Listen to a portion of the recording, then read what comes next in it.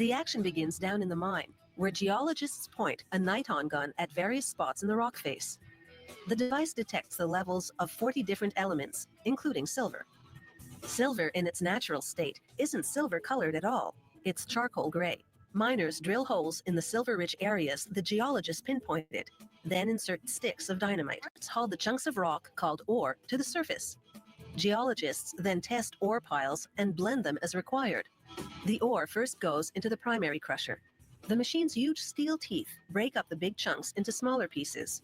Those pieces then drop through grates below into the secondary crusher, which breaks them down into even smaller pieces. Those go into vibrating cone crushers, which pulverize them into tiny pieces. A conveyor transports the crushed ore to the ball mill. As the mill's large cylinder rotates, steel balls bounce around inside, grinding the ore into powder. A water circulation system flushes the silver-rich powder out of the cylinder and into large tanks which keep the water moving.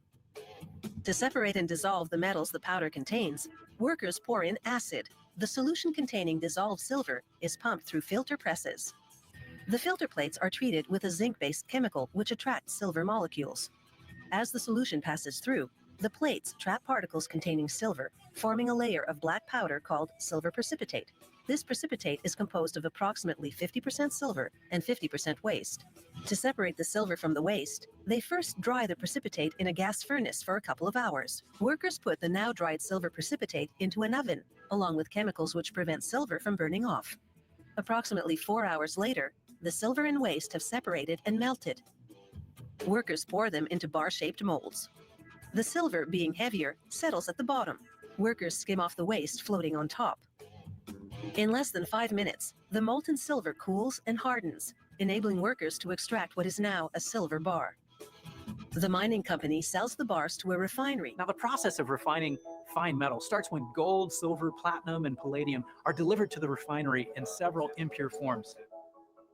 The lots of precious metals are weighed and tabulated, then the lots are combined with flux, which looks a lot like you're actually making matters worse by pouring a bunch of dirty sand in with the metal, but it's actually a very important ingredient.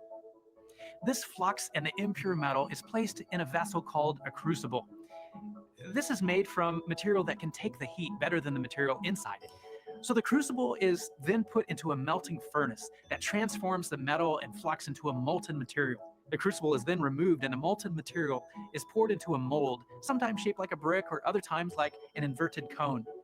Especially when they use a lot of flux in the cone-shaped mold, the flux fuses with the undesired matter to form a slag that is lighter than the precious metals. The slag naturally floats to the top of the mold, leaving a pure button of metal below. You can then easily separate the metal button from the slag. Once the whole lot has been melted and sampled, it's then remelted and recooled into grains about the size of BBs in order to speed up the extraction process.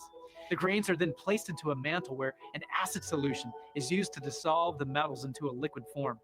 Once the metals are fully dissolved, chemists use other substances to induce reactions that extract the exact metal they are looking for. The results are that you end up with an absolutely pure piece of gold, silver, platinum, or palladium.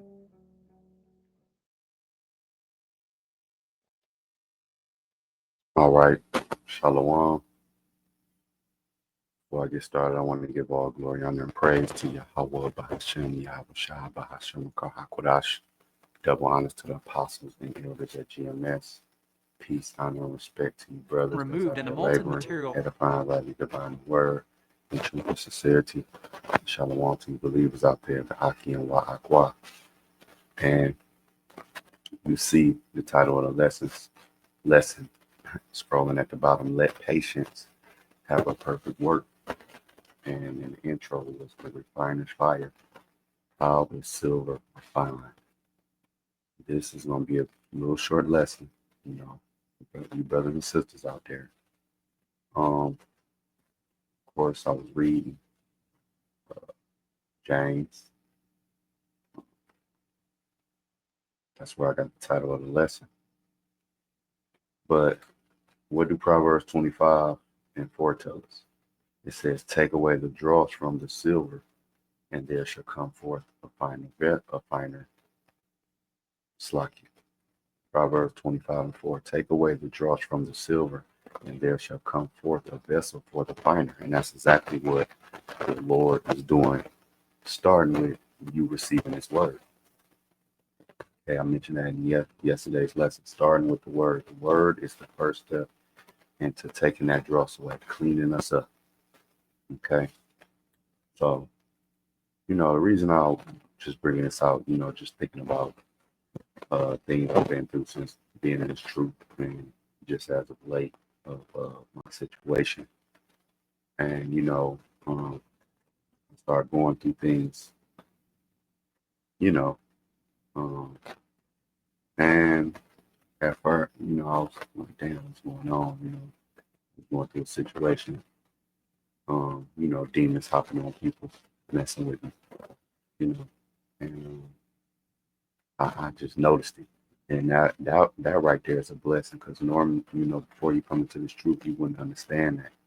You would just think, you might have a stroke of bad luck, or, people just out to get you. But no, you gotta understand, yeah, people will be out to get you, because demons hop on them to get you, because they know who you are. All right, that's why you shouldn't snap, or what they say nowadays, crash out. All right, because we all in a good position to do the Lord's will. So the, the elect is within the hope for elect. So what does that mean? That means the demons know who you are, man. You part of the elect. The demons don't like that. They always trying to sift you out. Matter of fact, scripture just came to mind.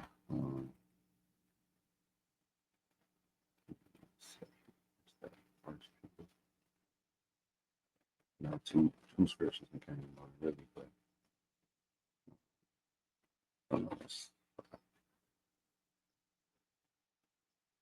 it says,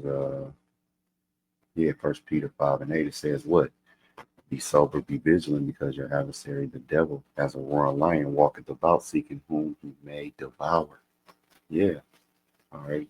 Satan is walking up and down the earth. Spiritual demons, Satan, his minions, seeing whom he may devour, and he can work through people, can work in certain scenarios, and it's all a test from Yahweh. All right, and that's what we have to understand. The Lord is what He's testing. He's putting us in certain scenarios to take away the impurities. So now let's go back to James. It says, "What?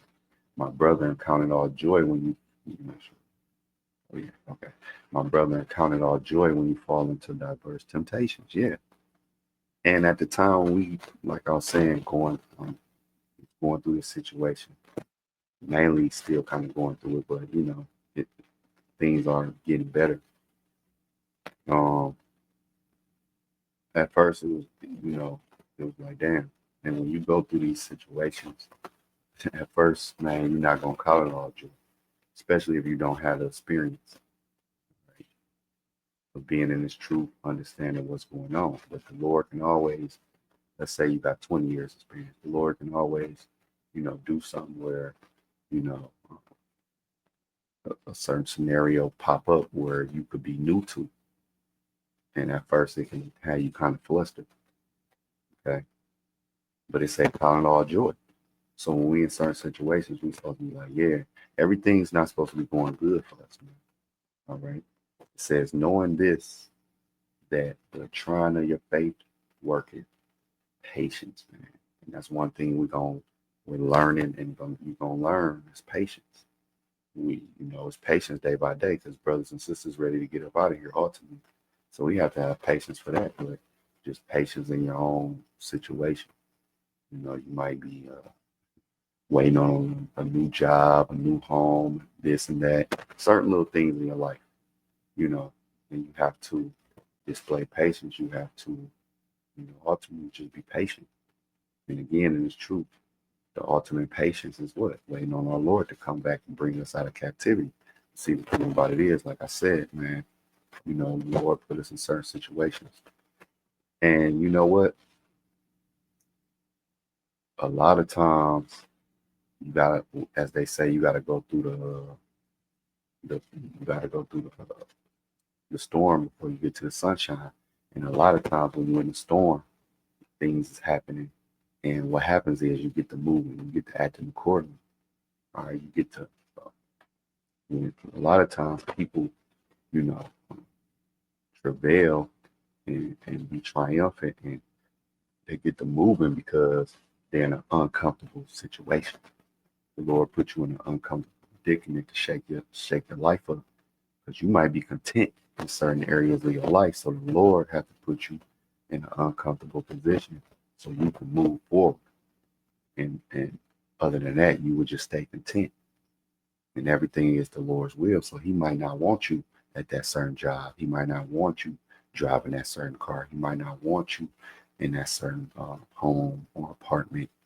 He might want you somewhere else, whether it be working, whether it be your home front, or He might not even want you with a certain person, man.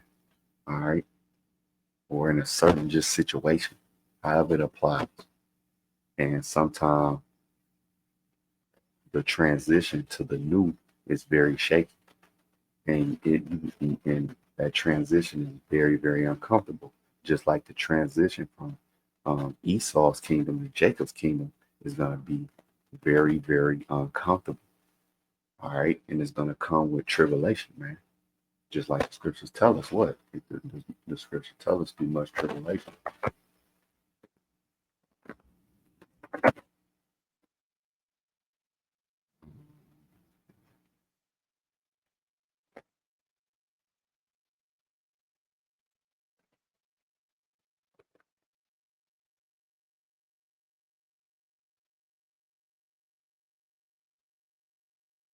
It says Acts 14:22, confirming the souls of the disciples and exhorting them to continue in the faith.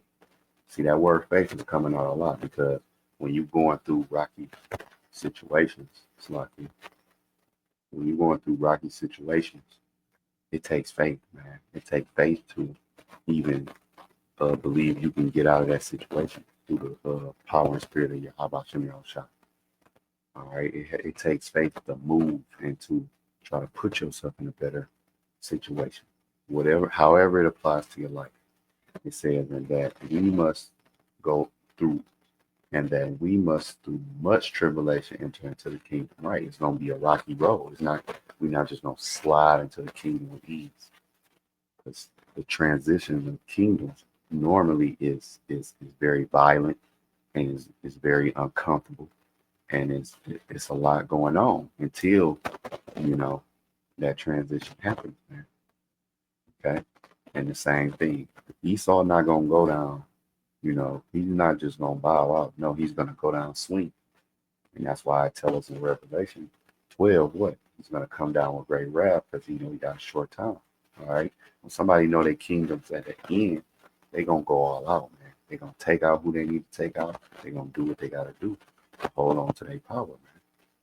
Okay, but the Lord will shake up your life, because you could be content in an area, and the Lord don't want you to be just content. He wants you to upgrade, whether it be something in your personal life or in His truth. Verse 4 says what? But let patience have her perfect work. Yeah, we gotta know, man. We gotta know that like when you seen them getting all the way to that silver bar, it was a very rough and violent transition. They had to bomb out the silver ore, then they had to scrape, they had to separate, they had to do all of these violent things to get to the silver, all the way to burning it and melting it, all of these things until they got to that fine piece of silver. But getting to that piece of silver was not clean. It wasn't a clean, smooth road. No, it's a very dirty, grimy, violent road. And that's the same with us, man. Getting to the kingdom is not going to be clean all the time, man. It's going to be grimy, dirty, gritty. It says through what? Through much tribulation. Okay? But it says what? But let patience have her perfect work, that ye may be perfect and entire, wanting nothing. You see these in other translations. It says, The AMP says, and let endurance have its perfect result, and do a thorough work so that you may be perfect and completely developed in your faith, lacking nothing. Yeah, this is what the Lord is doing. Even when it seemed like he's not doing it, even if you're in a scenario where it's going on, it's still contributing to your growth. And that's one thing I'm learning, you know, because like when I could be going through something and a video pop up on my feed and a brother be talking to me, and it seemed like that lesson was just the Lord put that lesson just, even though I know it applied to other brothers and sisters, but it seemed like that was the way the Lord, like that was his way of speaking to me. And it's a faith booster, and it just boosts your spirits up, and it just continue to keep it moving and keep on going. And only the Lord can do that. Right? Give you that spirit to keep it moving. All right. Now I want to get up Hebrews 11:17. This said what? By faith, Abraham, when he was tried, all right, we all gonna be tried, offered up Isaac. All right. Imagine having to offer up your son or your daughter. You know, the Lord just telling you to do this. You really don't know what's going on, what's the outcome. You just like, dang, I gotta do it. But he followed the Lord's will in his words. So what happened? You know how what happened with Abraham. And he that had received the promises offered up his only begotten son. All right. So Abraham was willing to offer up Isaac, man. All right. That's how deep it goes. Okay. He was willing to offer up his child. Okay. But at the last moment, the Lord said no. Okay. So the Lord put us in scenarios, man, certain things in our life, you know, where we be questioning, or you know, you ain't supposed to question, but you like, what's going on? But just know that it's all gonna work out for your greater good, because the scenario I was going through, I made some moves thanks to the Lord, and it in hindsight, it all worked out for my greater good. Okay. Not going too deep into the situation, but it all worked out for my greater good. But in the beginning, I was just like, man, what's going on? I was praying, and, you know, telling the Lord to, you know, help me in the situation and everything. And the Lord did. The whole time he was doing that. All right. He was shaking me up because he wanted me to move a different way. All right. And in hindsight, I was like, man, that whole process helped me to basically do better in my situation. All right. And get better. Okay. Now, granted, we still in Babylon the Great and all of that. But, you know, the Lord, sometimes he will upgrade you in certain things in your life, man, because he want to do it. It's for his purpose, for his will. Okay.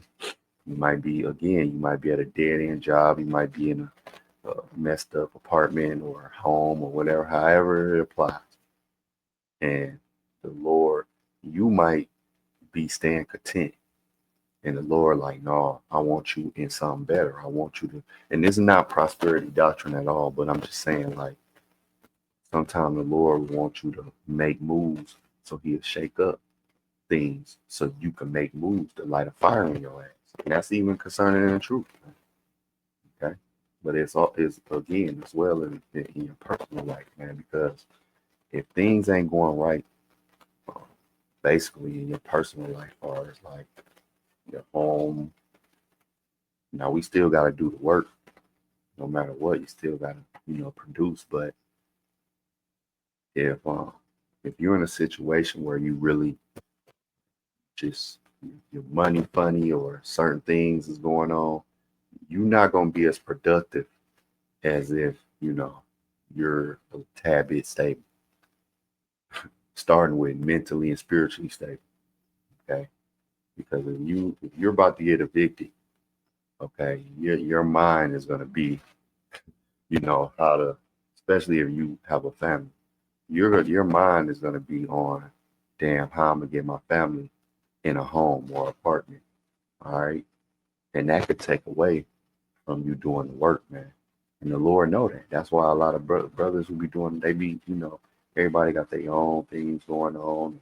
Certain scenarios come, but for the most part, brothers is good, man. That's why brothers is able to push out videos and be diligent, man, because the Lord had them in a space where they can do those things and had them in a space where they good, man. All right, because even though we under the curses and we get tried and things, the Lord, He still show mercy, man. He still show us love, man. All right, and make sure brothers is tight, man, so they can, you know, focus on doing the work, man. Okay, so I just wanted to put this out here. You know, let patience have her perfect work. Lord willing to reach who we need to reach. Just know, brothers and sisters, whatever situation you're going through, the Lord is with you always. All right. So again, Lord willing, this was edifying to the next lesson. Shalom.